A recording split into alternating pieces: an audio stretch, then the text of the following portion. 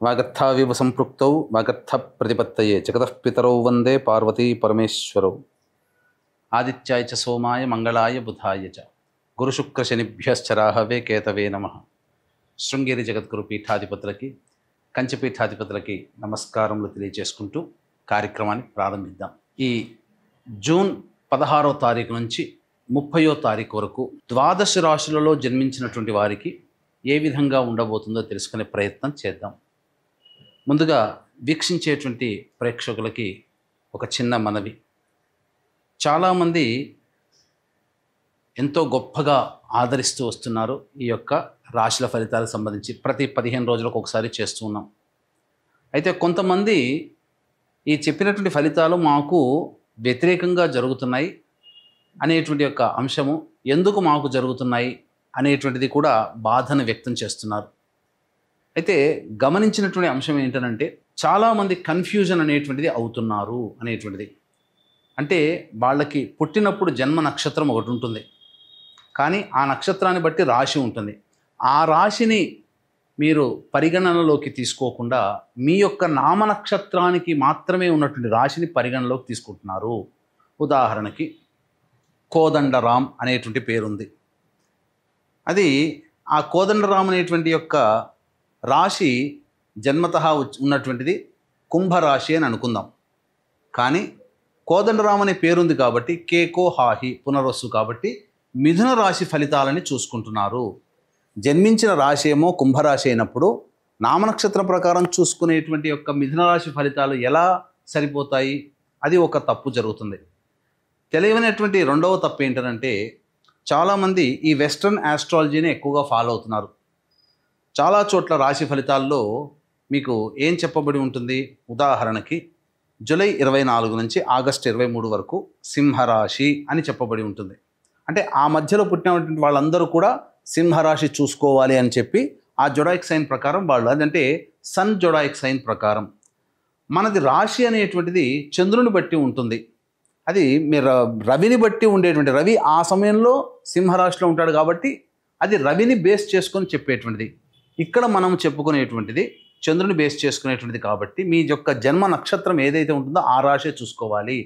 ఆ ఒక నెలలో పుట్టిన వాళ్ళందరూ కూడా సింహరాశి అని అంటే అది అవాస్తవం కదా. కాబట్టి తెలిసి తెలియక అదొకటి ఈ విధంగా చేస్తున్నారు. ఎవరికి తెలియని వాళ్ళకి నామనక్షత్రమే అది చూసుకోవాలి. అందులో కూడా చాలామంది ఇప్పుడు శ్రీనివాస్ అంటే కుంభరాశి చూసుకుంటున్నారు, కానీ చూసుకోవాల్సింది తులారాశి. ఇలా అన్నమాట. కాబట్టి ఈ తేడాని, ఈ మార్పుల్ని మీరు గమనించుకొని అసలు సిసలైనటువంటి మీ రాశి ఏందో దాని ప్రకారం మీ జన్మ పత్రిక ప్రకారం ఉన్నటువంటి రాశిని చూసుకుంటే అప్పుడు మీకు ఫలితాలు కరెక్ట్గా 90% వరకు మీకు మ్యాచ్ అవుతాయి. మనం చెప్పుకునేటువంటిది దినచర్యలలో భాగంగా రోజువారీ కార్యక్రమంలో ఏ రోజు ఆదాయం ఖర్చు ఎలా ఉంటుంది, ఏ రోజు మానసిక పరిస్థితి మంచిగా లేదా ఆందోళనగా ఉంటుంది అనే విషయాల్ని మనం క్లుప్తంగా తెలియచేసుకుంటున్నాం.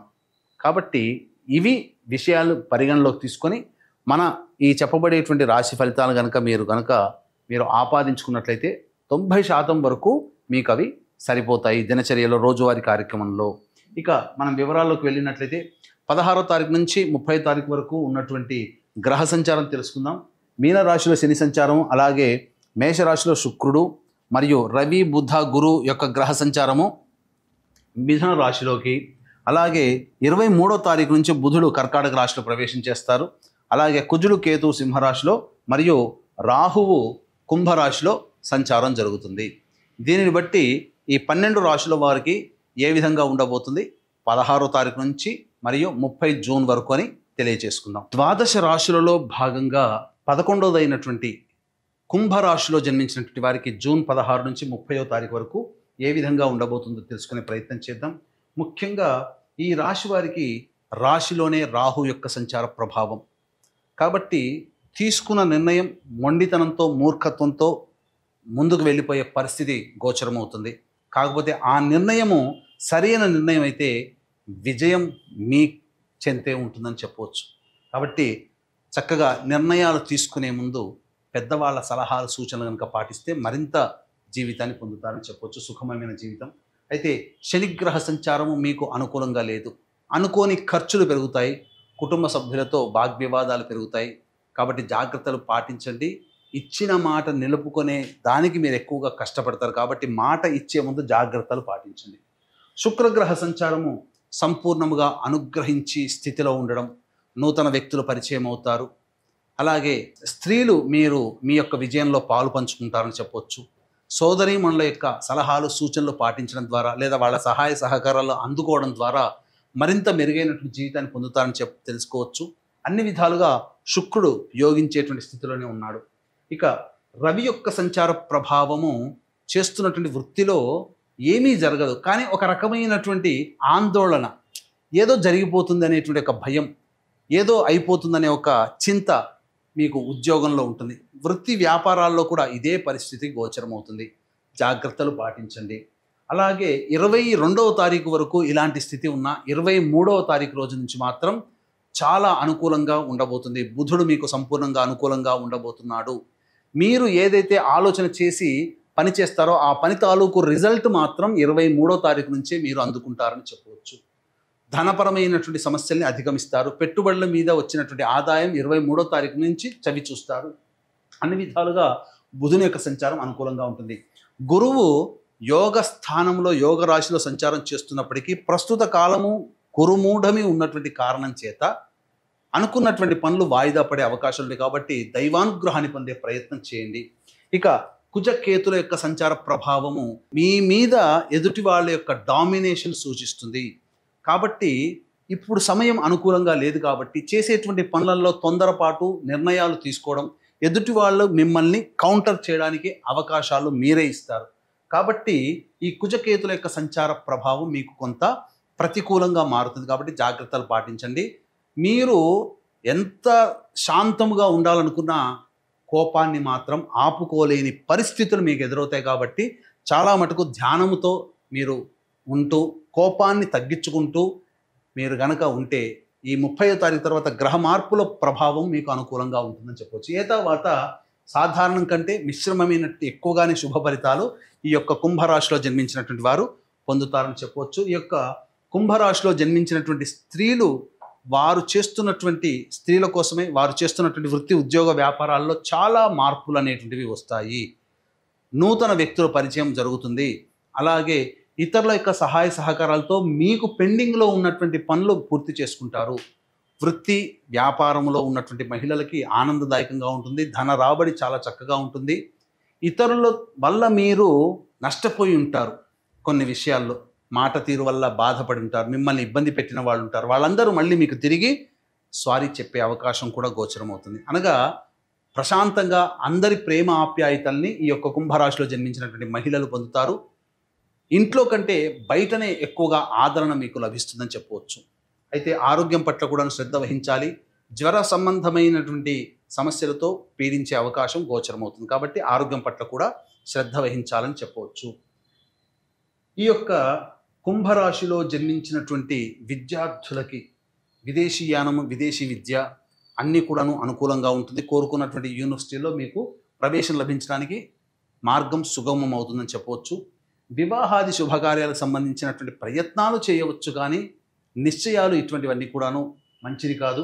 అయితే ప్రధానంగా కొన్ని అడ్డంకులు అనేటివి వచ్చే అవకాశం ఉంది. వివాహ ప్రయత్నాల్లో జాగ్రత్తలు పాటించండి. ఇక సంతాన సంబంధించినటువంటి ప్రయత్నాలు మూఢవి కాబట్టి చేయకుండా ఉండడమే మేలు. మరీ ముఖ్యంగా ఈ యొక్క గర్భవతులు వైద్యుల యొక్క సలహాలు సూచనలు పాటించండి. దేవ అనుగ్రహాన్ని మీరు ఖచ్చితంగా పాటించండి. కొన్ని ఇబ్బందికర పరిస్థితులు గర్భవతులు ఎదుర్కొనే అవకాశం ఉంది. కాబట్టి జాగ్రత్తలు పాటించండి. అన్ని విధాలుగా తర్వాత ఈ యొక్క కుంభరాశిలో జన్మించినటువంటి వారికి సాధారణమైనటువంటి ఫలితాలు ఉంటాయి. ఇక 16 నుంచి 30వ తారీఖు వరకు దినచర్యలో భాగంగా ప్రతిరోజు ఎలా ఉండబోతుందో తెలుసుకునే ముందు వీక్షించేటువంటి ప్రేక్షకులకి గమనిక. ఈ నెల 21వ తారీఖు రోజున ఏకాదశి తిథి అశ్విని నక్షత్రంతో కూడుకున్నటువంటి మహాపర్వణి. ఈ రోజున మీ జాతకరీత్యా కలుగు విద్య, వివాహ, ఉద్యోగ, దాంపత్య, అనారోగ్య సమస్యల నివారణకి, అలాగే మేష, మిథున, కర్కాటక, సింహ, కన్య, వృశ్చిక, ధనస్సు, కుంభ, మీన రాశుల్లో జన్మించినటువంటి వారికి శనిదోష పరిహారార్థమై సర్వదోష నివారణ పూజలు, హోమాలతో పాటుగా విశేషమైనటువంటి సంపూర్ణ నవగ్రహ శాంతి అనేటువంటిది జరిపించడం జరుగుతుంది. అవకాశం ఉన్నవాళ్ళు కార్యక్రమ తదనంతరం కాంటాక్ట్ చేసి మీ గోత్రనామాలు నమోదు చేసుకోవచ్చు. ఇందులో పాల్గొన్నటువంటి వాళ్ళకి శక్తిపాతము చేయబడినటువంటి శంకరుంగలీమాల మీకు ఇవ్వడం జరుగుతుంది. ఇక చూసుకున్నట్లయితే 16వ తారీఖు రోజున ఖర్చులు అధికంగా ఉంటాయి. అనవసరమైనటువంటి వృధా ప్రయాణాలు చేయాల్సినటువంటి పరిస్థితి ఎదురవుతుంది. అలాగే ఏ పని ఎందు కూడాను ఆసక్తి ఉండదు. ప్రతి పనుల్లో ఆటంకాలు ఉంటాయి కాబట్టి జాగ్రత్తలు పాటించండి. 17, 18 తారీఖుల్లో పెండింగ్లో ఉన్నటువంటి పనులను పూర్తి చేసుకుంటారు. ముఖ్యంగా విందులు వినోదాల్లో ఆనందంగా పాత మిత్రులతో కలిసి సంతోషంగా గడుపుతారని చెప్పవచ్చు. ఒక బాధ్యతని కంప్లీట్ చేసుకున్నామనే సంతోషంతో ఉంటారని చెప్పవచ్చు. ఇక 19, 20వ తారీఖుల్లో మానసికమైనటువంటి ప్రశాంతత లోపిస్తుంది. ఎదుటి వారి మీద అనవసరంగా మీరు మాటలు అంటారు, తద్వారా ఎదుటి వాళ్ళు బాధపడతారు. ఒక మానసిక వ్యధ అనేటువంటిది ఉంటుంది. ఖర్చులు కూడా అధికంగా ఉంటాయి. కుటుంబములతో మీకు వాగ్వివాదాలు పెరుగుతాయి కాబట్టి జాగ్రత్తలు పాటించండి. 21, 22వ తారీఖుల్లో నూతన వ్యక్తులు పరిచయం అవుతారు. స్త్రీ సాంగత్యం చక్కగా ఉంటుంది. అన్ని విధాలుగా మీకు సహాయ సహకారాలు అందుతాయి. ధన రాబడి కూడా బాగుంటుంది. రాని బాకీలు వసూలు అవుతాయి. విందులు వినోదాల్లో హాయిగా పాల్గొంటారని చెప్పవచ్చు. 23, 24వ తారీఖుల్లో వాహనాన్ని నడిపేటప్పుడు జాగ్రత్తలు పాటించాలి. గృహ మరమ్మతులకి, వాహన మరమ్మతులకి ఖర్చులు అధికంగా ఉంటాయి. తల్లిగారి ఆరోగ్యం పట్ల శ్రద్ధ వహించాలి. ఎంత పని చేసినప్పటికీ సంతోషాన్ని మీరు పొందలేకపోతారు. తద్వారా కొంత ఇబ్బందికర పరిస్థితుల్లో ప్రశాంతత లేని జీవితం. 25, 26వ తారీఖుల్లో కనుక చూసుకున్నట్లయితే ప్రధానంగా వృధా కాలయాపన జరుగుతుంది. మీ ఆరోగ్యం పట్ల శ్రద్ధ వహించాల్సినటువంటి పరిస్థితి. అజీర్తి మరియు శరీరములో ఎక్కువగా వేడి చేయడం, తద్వారా కొంత అనారోగ్య సమస్య అనేటువంటిది మీకు ఎదురవుతుందని చెప్పొచ్చు. నర సంబంధమైనటువంటి ఇబ్బందులు కూడా ఎదురవుతాయి. ఇక 27, 28, 29, 30 ఈ 4 రోజుల్లో మీరు ఊహించిన దానికంటే ఎక్కువగా ఆదాయం లభించడం, ఖర్చుకు మించిన డబ్బు రావడం, తద్వారా మీకున్నటువంటి సమస్యలన్నీ పరిష్కారం చేసుకుంటారు. భాగస్వాముల మధ్య ఉన్నటువంటి పొరపచ్చాలు తొలగి వాళ్ళ యొక్క సహాయ సహకారాలతో మీకున్నటువంటి సమస్యల్ని పూర్తి చేసుకుంటారు. అన్ని విధాలుగా అనుకూలంగా ఉంటుంది. ధన రాబడి బాగుంటుంది. రాని బాకీలు కూడా వసూలవుతాయని చెప్పొచ్చు.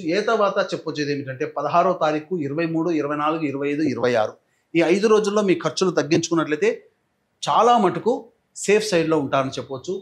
ఈ యొక్క 16 నుంచి 30 తారీఖు వరకు రోజువారీ వచ్చే సమస్యల పరిష్కారం కోసం ప్రతిరోజు కూడాను సుబ్రహ్మణ్య భుజంగ స్తోత్ర పారాయణం, దత్త కవచం రోజుకి 3 సార్లు కనుక పఠించినట్లయితే చాలా మటుకు సమస్యలు తగ్గుతాయని చెప్పవచ్చు. ఇప్పుడు చెప్పినటువంటి సమస్యల కంటే ఇంకా ఎక్కువగా సమస్యలు ఎదుర్కొంటున్నారు అని అనుకున్నప్పుడు దగ్గరలోని మంచి ఉపాసనా పరులైనటువంటి జ్యోతిష్యులను సంప్రదించి వారి సలహాలు సూచనలు కనుక పాటించినట్లయితే మరింత మెరుగైనటువంటి జీవితాన్ని పొందుతారని తెలియజేస్తూ సర్వం శ్రీ ఉమామహేశ్వర పరబ్రహ్మార్పణమస్తు.